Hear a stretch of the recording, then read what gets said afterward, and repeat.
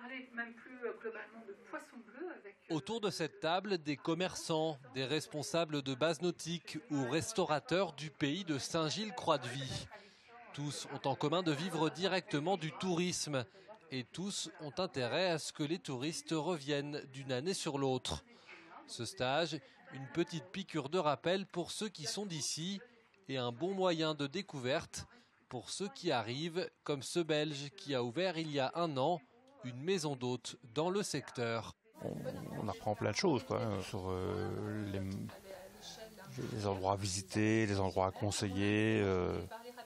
Pour nous, c'est vraiment très intéressant. Beaucoup plus encore, je pense, que pour quelqu'un d'ici, Une initiative de la Chambre de commerce et d'industrie de la Vendée, mais qui vient de plus haut.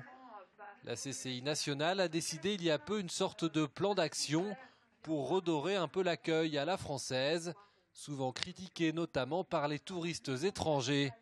Ce genre de stage est aussi là pour rappeler les bonnes pratiques. Aujourd'hui, à l'heure des avis clients qu'on a sur Internet, eh bien, on se rend compte finalement que c'est vraiment l'accueil, la relation client qui fait la différence. Et donc, comment faire en sorte d'améliorer cette relation client et cet accueil à l'échelle du territoire de la Vendée. La gérante de cette galerie de Saint-Gilles-Croix-de-Vie a participé l'année dernière à ce stage et a retenu 2 ou 3 petites choses qu'elle met en pratique tous les jours. Moi, je disais toujours bonjour, messieurs, dames. Maintenant, je dis bonjour, madame, bonjour, monsieur. C'est bête, c'est une petite attention, mais la personne se sent un petit peu plus valorisée. Hein. Alors moi, j'avais tendance aussi à demander, puis-je vous aider? Alors c'était oui ou non, mais c'était souvent non, non, je regarde.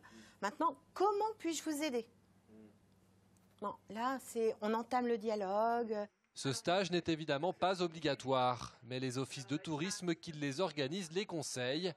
L'objectif, se démarquer des autres territoires qui n'ont pas eu recours à cette pratique.